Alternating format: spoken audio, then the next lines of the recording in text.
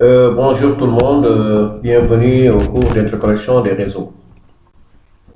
Aujourd'hui, la vidéo porte sur la configuration de routeur entre deux VLAN. C'est un réseau qui est segmenté en deux sous-réseaux. On a le réseau 1 qui a comme adresse IP le 192.168.1.0 et le réseau 2 le 192.168.2.0. Donc, l'objectif ici, c'est quoi? On veut amener à ce que les deux réseaux puissent communiquer. Puisqu'ils sont actuellement dans un VLAN, ces deux réseaux ne peuvent pas directement se communiquer sans pour autant créer soit le trunk, soit sans pour autant aussi avoir un routeur ou bien tout autre équipement pouvant jouer le même rôle. L'essentiel que ce soit un équipement de niveau 3 ou bien un switch de niveau 3 par exemple, qui peut jouer le rôle de routage. Donc, tout de suite, on va aller attribuer des adresses IP au poste de travail. Donc, on va commencer la configuration. Donc, normalement, dans le réseau IP, les machines doivent avoir leur adresse IP. Donc, je vais mettre la configuration IP pour le poste de travail du réseau 1, donc 192.168.1.1. Et je vais proposer comme passerelle par défaut le 192.168.1.254. Donc là, je vais le fixer pour la première machine et pour la machine du réseau 2 aussi, je vais attribuer l'adresse IP. Donc 192.168.2.1.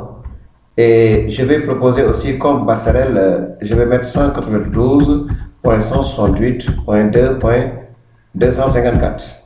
Donc voici les deux machines ayant reçu leur adresse IP qu'il faut. Et là, tout de suite, je vais au deuxième point, c'est-à-dire je vais créer les VLAN. C'est-à-dire, j'ai appelé ici, pour le réseau 1, je vais créer un VLAN qui s'appelle VLAN 10. Et pour le réseau 2, je vais l'appeler VLAN 20.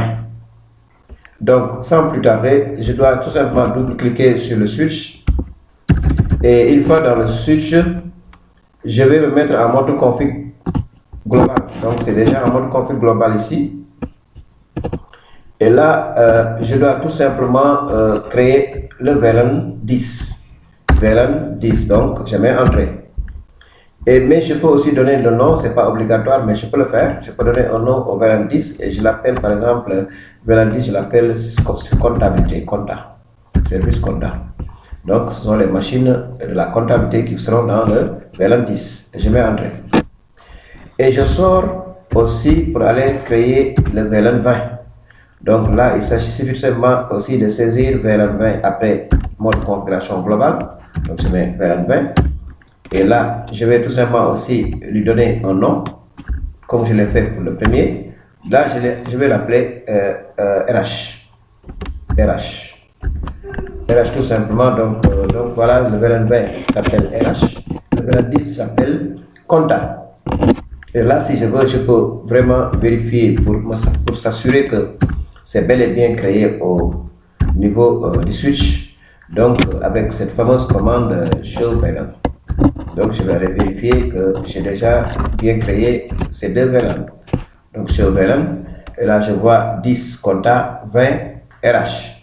Donc, ça signifie que c'est déjà créé. Après cela, donc les VLAN sont déjà créés. J'ai créé ce VLAN 10. Donc, là, je dois maintenant aller sur l'affectation des ports vers les VLAN. Par exemple, ça veut dire quoi? Toutes les machines qui sont connectées au VLAN 10 leurs interfaces doivent être déclarées au niveau de VLAN 10. C'est-à-dire, toutes les machines appartenant au VLAN 10 doivent avoir leur interface inscrite au niveau des VLAN 10. S'il y avait 10 machines, ça allait être la même chose, 20 machines, 30 machines, etc. Ici, nous, on a fait simplifier pour mettre une seule machine. Donc, je vais tout simplement affecter le port FA01 au VLAN 10 pour le réseau 1 et l'interface FA02 pour le VLAN 20 comptant pour le réseau 2. Donc, sans plus tarder, là aussi, je vais tout simplement entrer dans le routeur. Et j'entre dans le routeur tout simplement, je vais tout simplement aller dans la première interface. Avant d'entrer dans la première interface, je vais me mettre en mode configuration globale, ça c'est obligatoire, tout le monde le sait maintenant. Donc là, je me mets en mode config global. Et là, je vais tout de suite entrer dans l'interface. Je dis interface FA01. Donc FA0, FA01, je vais mettre FA01 pour l'interface, donc FA, excusez-moi, je n'ai pas écrit FA, j'ai FA 0/1. Attendez, FA 0/, donc c'est pas activé le pavé numérique, c'est 1.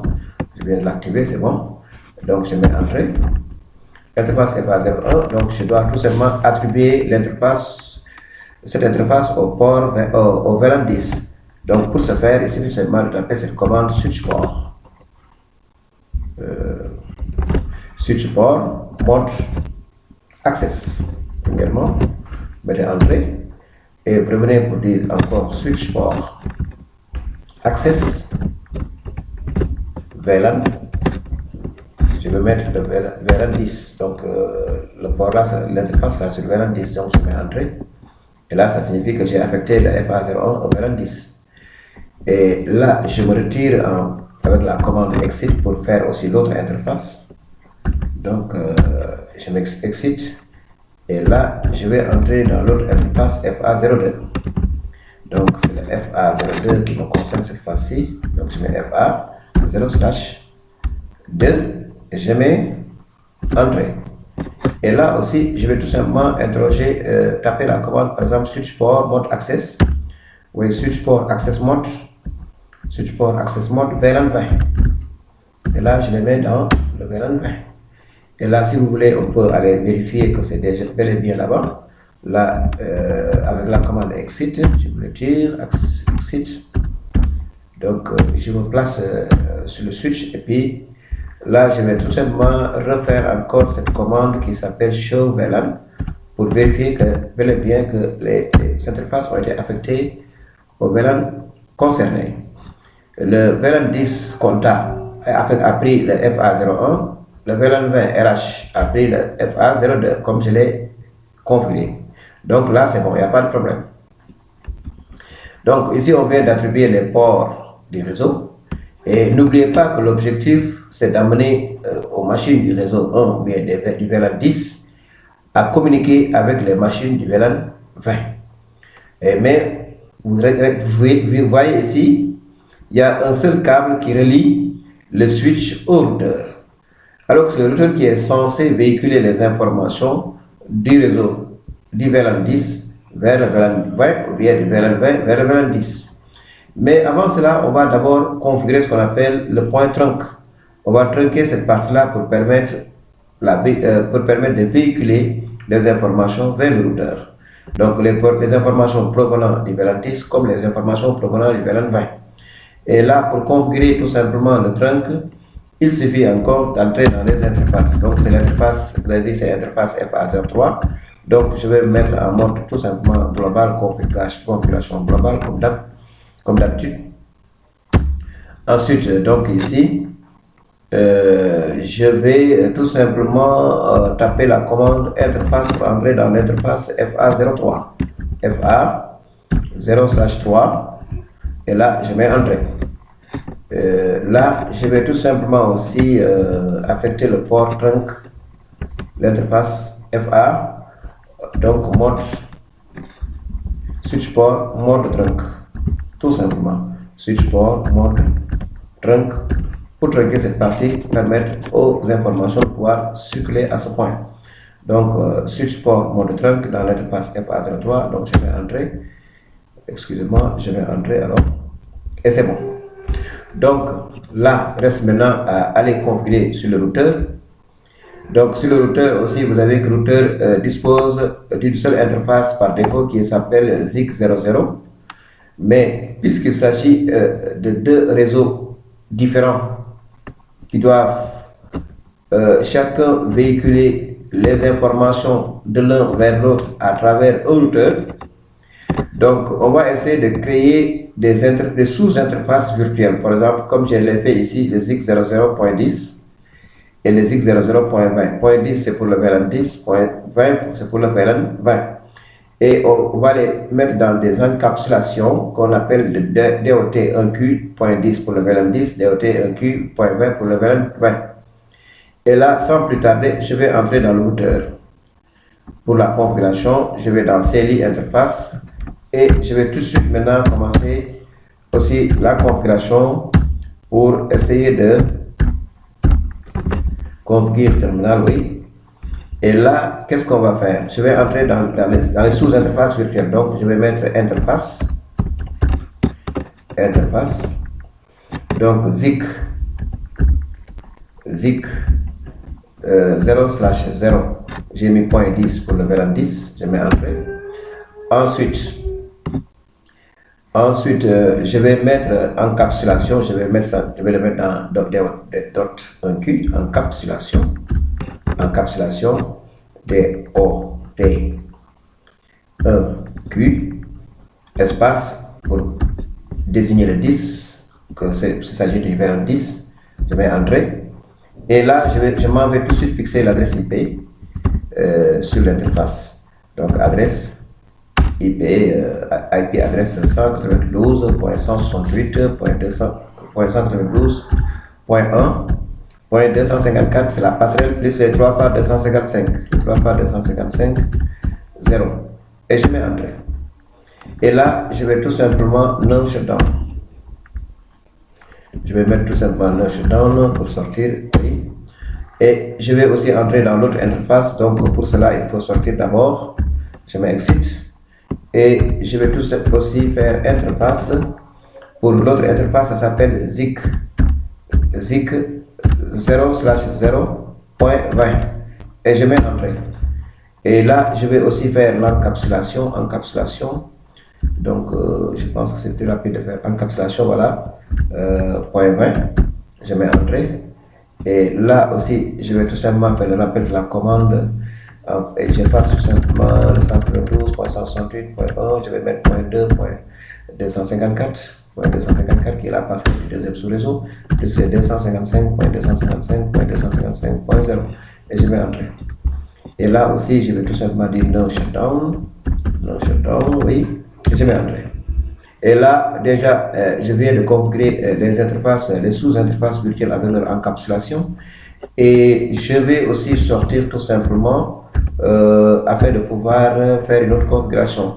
Donc ici, par exemple, je viens de configurer les sous-interfaces virtuelles, les encapsulations autres. Maintenant, vous avez vu que le câble reste toujours rouge parce que le routeur par défaut est éteint. On va aller allumer le routeur. Allumer le routeur, c'est d'abord entrer dans cette interface, puis maintenant, avec la commande no shutdown, on pourra allumer le routeur. Donc, pour allumer le routeur, donc, je vais tout simplement entrer aussi dans l'interface, comme on appelle l'interface ZIG00, c'est l'interface ZIG00, ZIG 0/0, je suis dedans, et là, je tape seulement la commande no shutdown. No shutdown, entrée, et là, normalement, le routeur doit démarrer. Et voilà le routeur qui démarre. Et normalement, la machine du réseau est censée maintenant pouvoir envoyer des paquets au réseau, au VLAN 20 et vice versa. Et sans plus tarder, on va essayer de faire le test. Donc, pour essayer de faire le test, on va faire ceci. On va aller dans prompt. On va lancer un ping. Ping, la deuxième machine du VLAN 20, la machine ping sur la machine du VLAN 20. 192.168.2.1, c'est ça l'adresse. Point 2.1. Je mets entrée et normalement, ça doit marcher. Normalement, il doit y avoir communication. Voilà, la communication est là. Et voilà, l'objectif, c'est de faire communiquer tout simplement les deux réseaux qui se trouvent dans deux VLAN différents via un routeur. Donc, je pense que ça vous a servi quand même sur la configuration du routeur. Et là aussi, si vous avez des questions, n'hésitez pas d'envoyer vos questions ou bien de les préparer pour la prochaine vidéoconférence. Et madame, mademoiselle, monsieur, je vous remercie et à très bientôt.